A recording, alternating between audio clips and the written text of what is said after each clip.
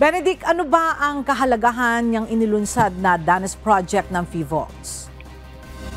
Magandang tanghali, Ella. Base ito sa naging kwento ng karanasan ng ating mga kababayan na nakaranas ng lindol, tsunami at pagputok ng bulkan na siya namang gagamitin lalo na sa disaster preparedness ng mga lokal na pamahalaan. Ayon sa Philippine Institute of Volcanology and Seismology o PHIVOLCS, mas mauunawaan at maipapaliwanag sa ating mga kababayan kung mismong galing sa lokal na lengguwahe kumpara sa technical term na ginagamit ng ahensya.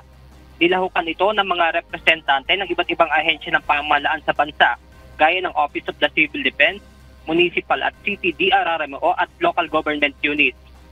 Ang mga naturang libro ay na pinasinayanan ngayong araw ay nakasulat sa Tagalog at Kapampangan upang mas maintindihan ng ating mga kababayan na nakapagsalita lamang ng kanilang lokal na pananalita. And the purpose really is to integrate the local knowledge into risk communication strategies. Kung ano po yung mga kaalaman ng ating po mga kababayan base sa experience nila, yun po ang magiging basihan ng atin pong materials sa tulong din po ng mga scientific concepts na ginagamit natin.